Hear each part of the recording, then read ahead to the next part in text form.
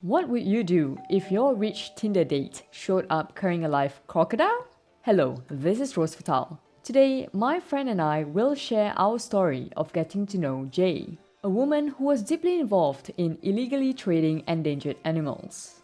Hello, Rose. Thank you for having me. So, in 2017, I was living in Bangkok and on Tinder, just like everybody else. Not just to hook up, but also to meet interesting people and make friends. One day, I matched with Jay. Her profile picture showed her holding a freaking cobra. I'm a reptile enthusiast, so I was obviously interested to know more right off the bat. While we chatted online, we found out we had really good chemistry. She revealed her interest in action movies, video games, sports, and guns. This girl seemed awesome. I had to meet her.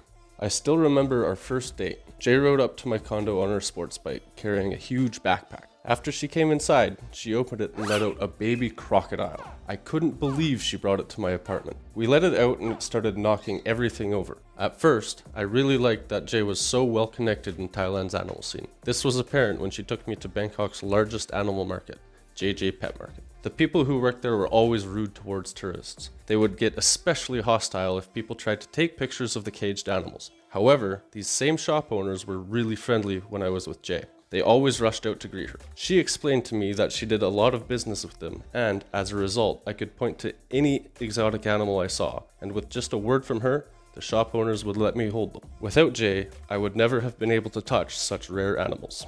Over the next few months, Jay and I hung out a lot, often training at the gym. She showed me some truly amazing places that I never would have seen without her.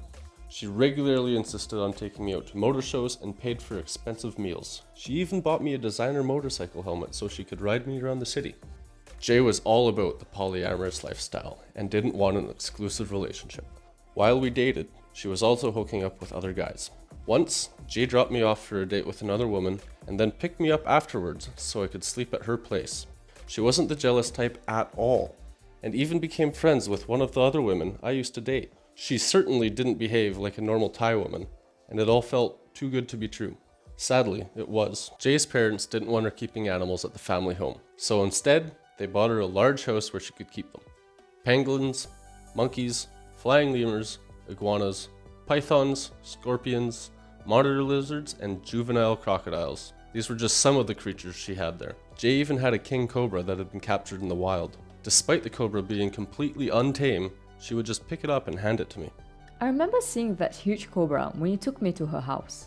She let me handle some of her animals, including her little cobra. But yeah, her house stunk like a zoo. If I recall, you said her big cobra managed to escape? That's right, and she never found it again. Considering her house was in a family neighborhood, it probably ate someone's cat. She wasn't very responsible. For example, she'd often show up to dates while on the way to deliver an animal. She usually kept them in her backpack or in some sort of box. She'd take them out to prevent them from suffocating, but not much else. Once when we were eating KFC, she pulled out a black snake so she could clean it. Everyone there freaked out. Another time, she was transporting a box of large scorpions. When she arrived at my place, I pointed out that the box had a hole in its side. She opened the lid and found most of the scorpions had fallen out on the road.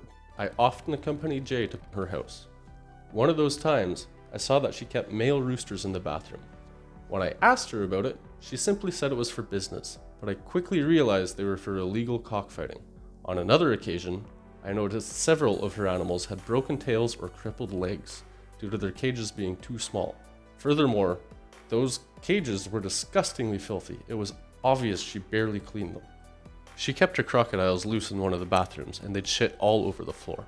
I told Jay I felt that she wasn't taking proper care of her animals. She got really annoyed and told me to stay out of her business. She made it abundantly clear that she wasn't open to any criticism regarding how she managed her animals. Her focus was on their breed and rarity, as that would make her the most money.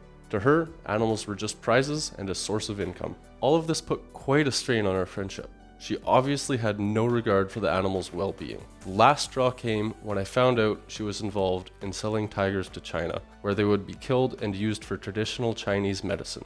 I ended the friendship, and I haven't talked to her since. When I first met Jay, I thought she lived an amazing life. I got sucked into a world full of rare and exotic animals. However, once I got a closer look, I saw how terrible that world truly is. Jay is from a powerful family who have strong connections to Thai government officials. should have gotten us arrested if we had tried to put an end to her illegal animal business. Even though she made a big impression on me, I'm glad that I only met her once.